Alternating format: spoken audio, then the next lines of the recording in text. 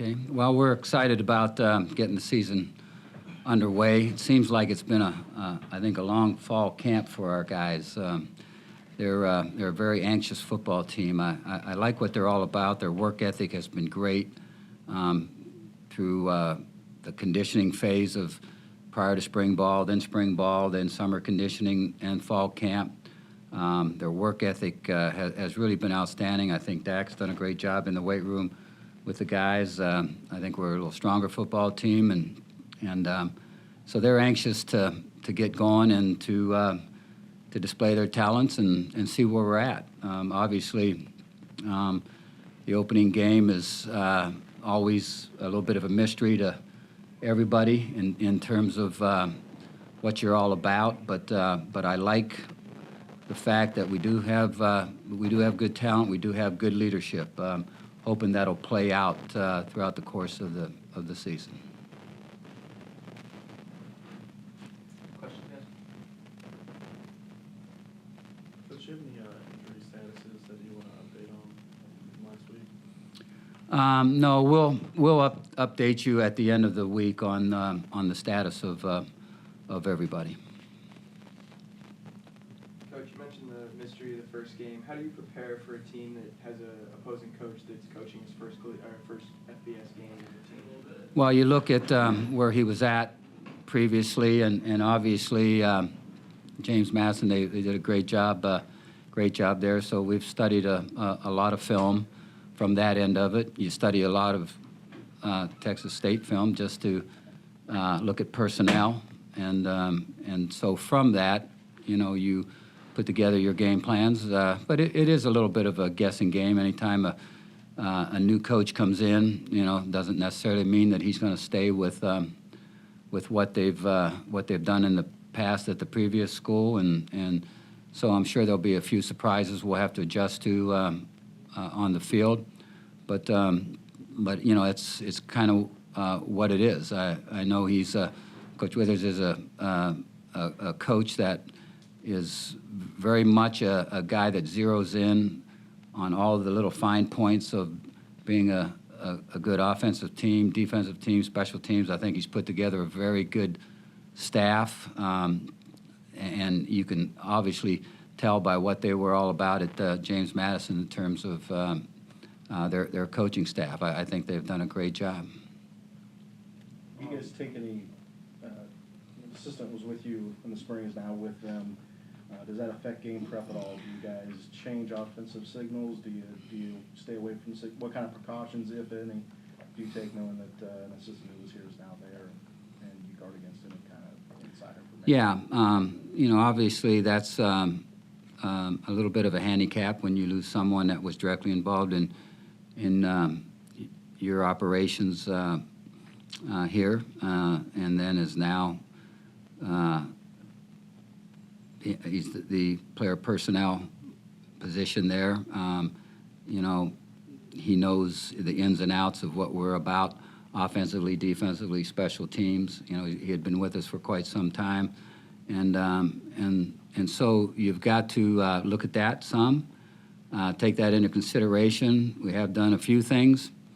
Whether it'll be enough, we'll find out. But obviously, it's a matter of your guys lining up and preparing to play really good football, not have a lot of breakdowns, play with tremendous energy, and if you do that, it's all you can ask your players, and I think if we do that, we'll give ourselves a chance. Coach, what do you want to see from Greg Wyndham on Saturday? Anything in particular? Yeah, pass for a lot of touchdowns, run for a lot of touchdowns. That's obviously all kidding aside there. You want to see great composure from him. He should be a confident football player for us, and I'm sure he will be. He's played in 8 games this past season, and so it's not like he's starting fresh. He's an experienced player for us. He's been under a lot of pressure in some of the games that he's been in, and he's responded well. The players like him. He's shown good leadership from the quarterback position, so we expect that he'll handle that well. Also, in the past, you've used 2 quarterbacks. Why is that? Are you talking about in the first game, all season? Yeah, just in general. In general, the use of Yeah. two quarterbacks? Usually you want to make sure that you have two ready to go and very well prepared. In this day and age, if you just look at the quarterback position, you know, if you get a starting quarterback for you and he goes through the season and is able to start every game and play every game, you got to consider yourself somewhat fortunate. You know, it doesn't happen all the time, and so you always got to be thinking ahead, getting guys prepared. So you have a second-team guy that can go in and win football games for you. That your third-team guy knows what he's doing and can operate efficiently at the position. So you just got to prepare more than one guy, and you've got to do that by trying to find ways to insert them in the ball games also. Texas State claimed they want to run 90 plays on offense. That would be more than anybody ran in college football last year. When you hear those kind of things, do you think that's just completely unrealistic? Does it make you re-guess how you want to take, you know, defensive schemes into a game? So are you sure of that 90 plays was the tops in college football? The last top year? last year was 86 by, I think, Tulsa. Mhm. On average. Yeah. Yeah. Well, you'd like to think your defense has something to say about that. Obviously, if your defense is playing really well, if you slow the game down as an offense on your side of it, it could be tough for any team to run 90 plays. I'm not saying that we are going to slow our offense down, but we've faced fast teams before, and so I don't see that as being a particular problem for us. We'll find out, but we've faced a lot of teams that play fast football, and you got to be ready in this day and age for that, because there's a lot of teams out there that claim they're the fastest. Can you remember the last team you faced that huddled up?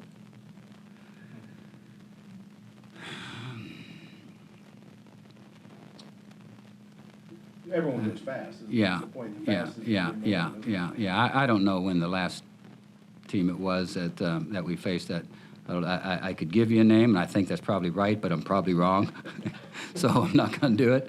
And but in this day and age, most everybody is trying to run some form of fast-paced offense. Now, they may at times slow it down during the game, and obviously even fast-paced teams try to, at point in times in the game, slow it down to where they can get you to where you're thinking fast football, and all of a sudden you're showing your blitzes and your stunts and those kind of things, and then they will try to check to another play. And so there's a mixture out there of what guys do with fast-paced offense, but it's all part of the game now.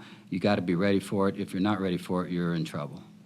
And you've had the same combination of coordinators now since you've got here. It's Mhm. the longest in the country.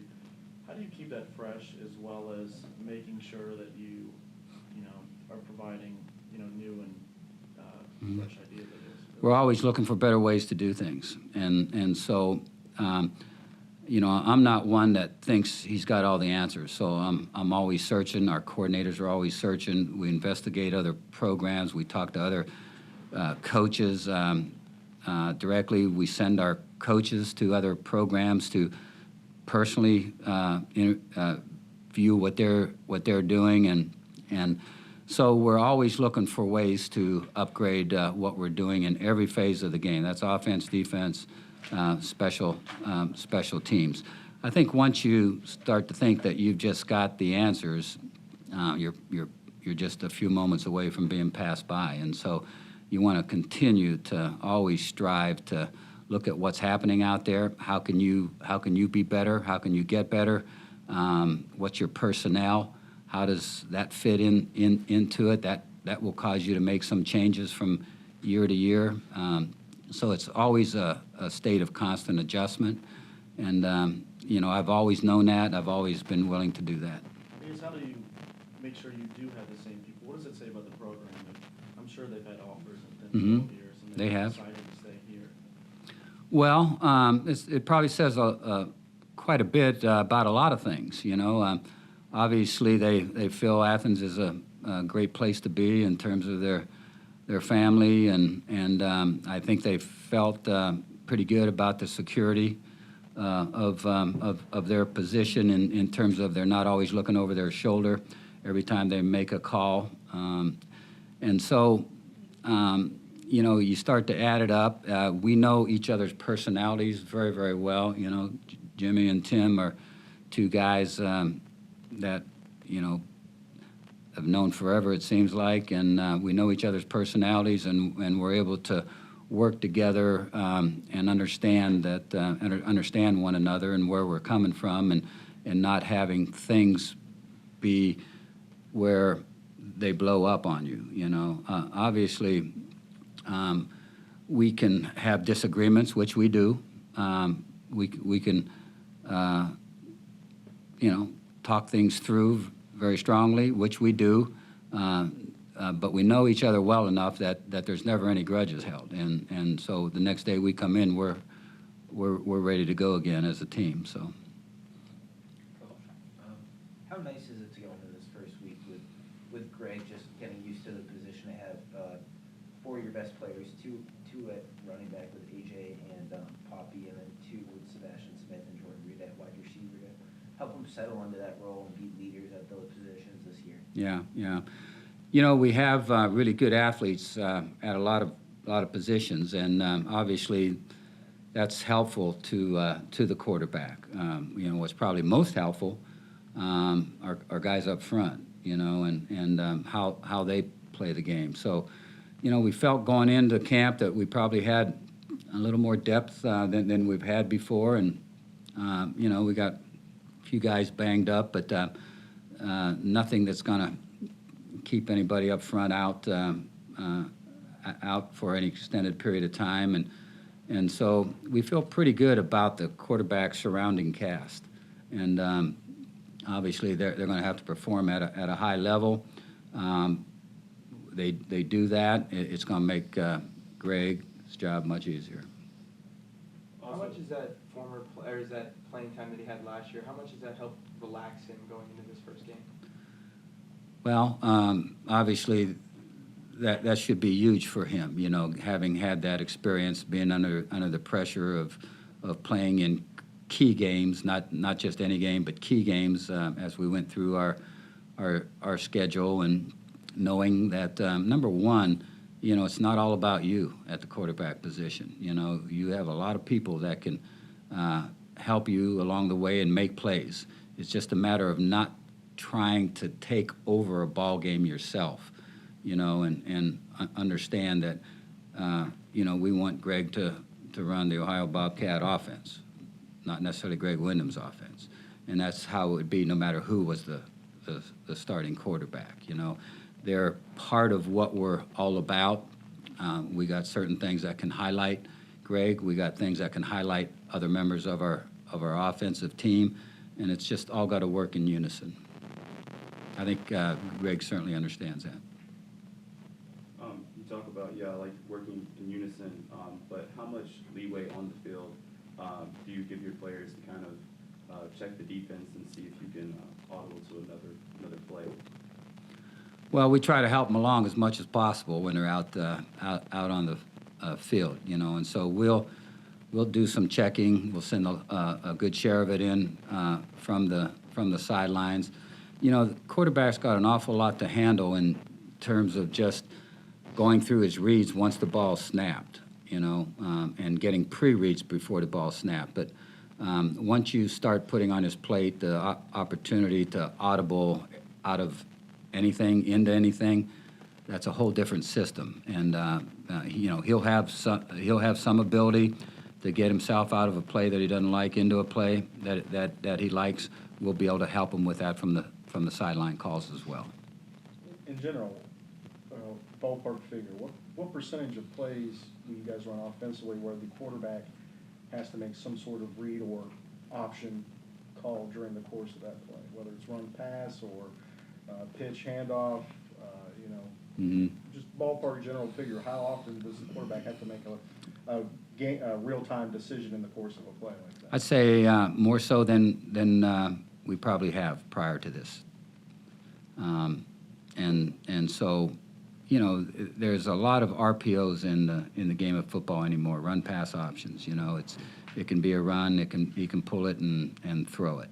And almost all schools now that run a fast-paced offense have some form of RPOs built into their system. So, you know, there's you know, I don't know about the percentage of times that will be there, but we have more than we've ever had before, where the quarterback can make some of those kind of decisions. It's much more likely that when a play is called in, he'll have 2 or 3 things he can do on that play instead of this is the play, run this, only Yep. this. Yep.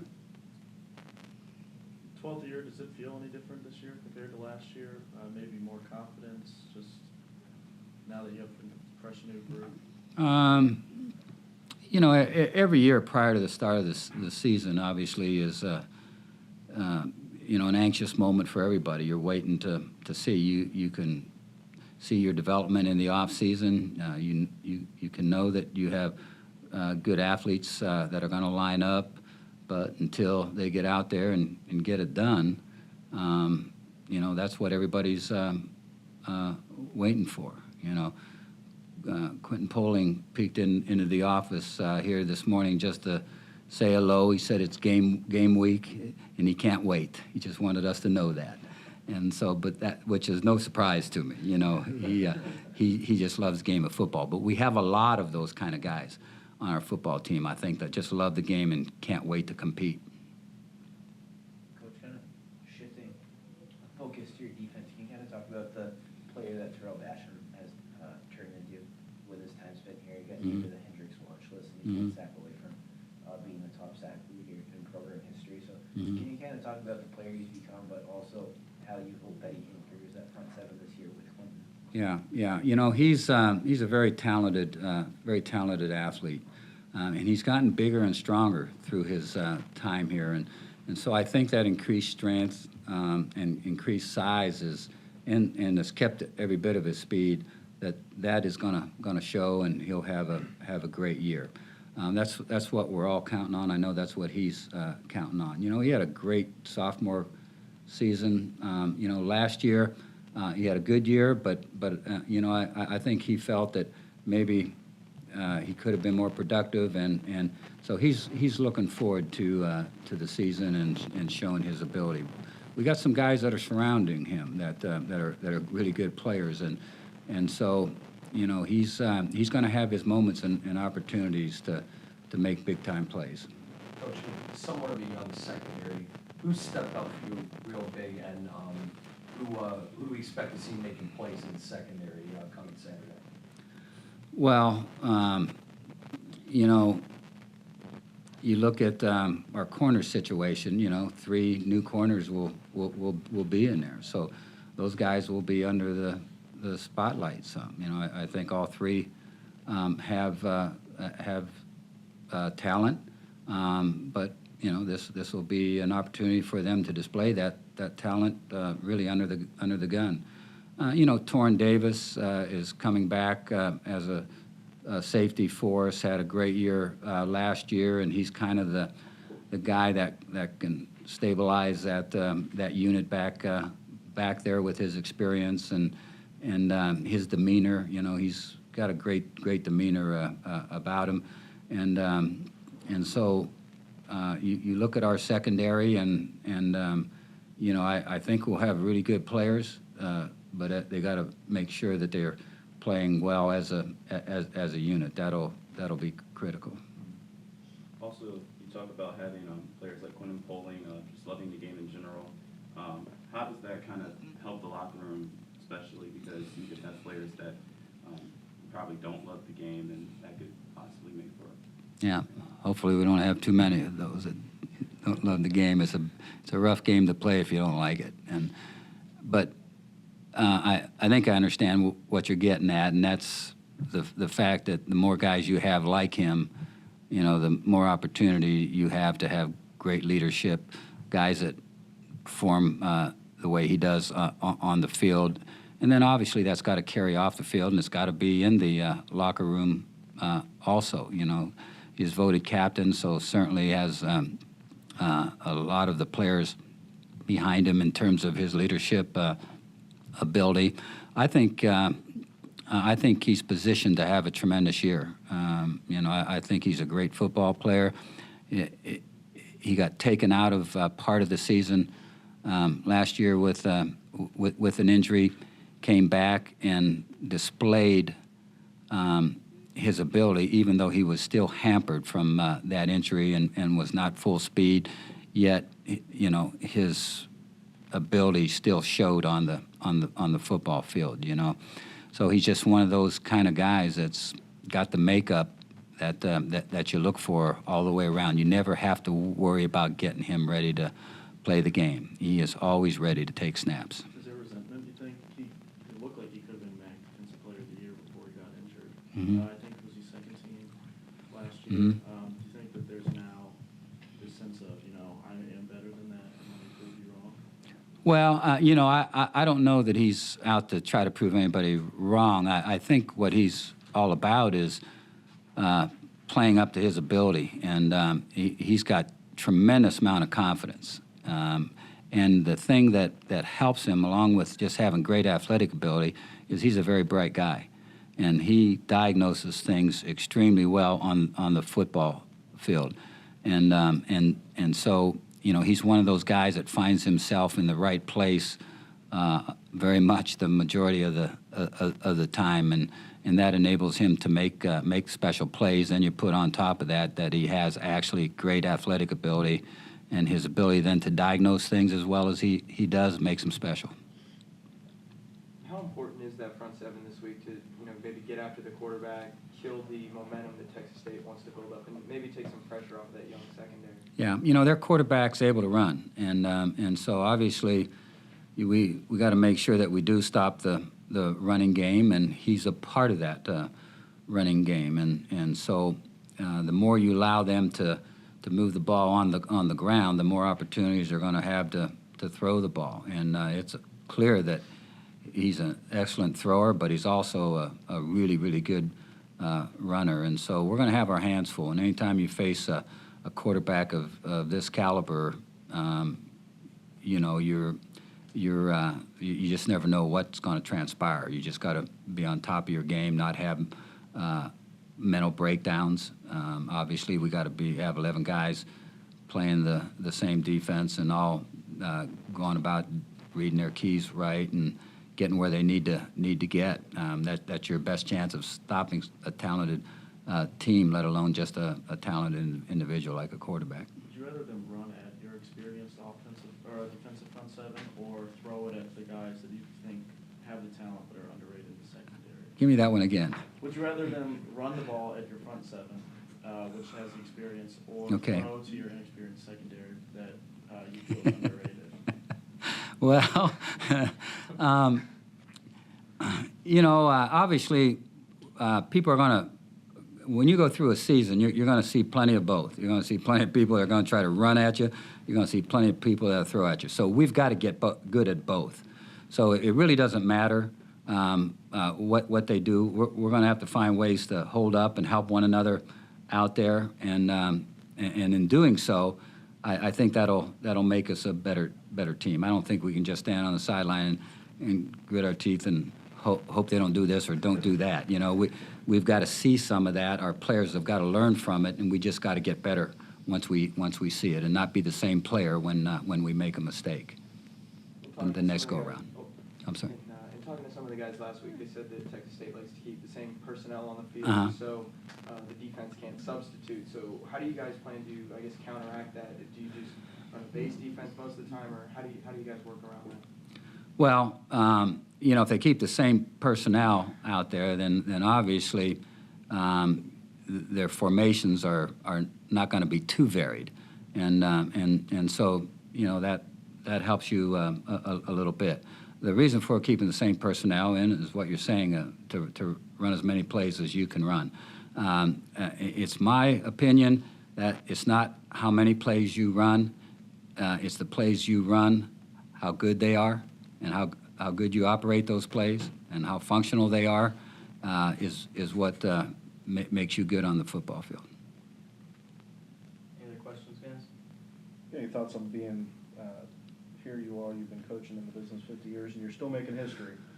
Saturday's game will be the first ever between two teams with a mascot named Bobcats. The first Bobcat on Bobcat game ever in FBS football. Will I be in the history books with that? Yeah, you'll be one of the coaches in that game. There's a line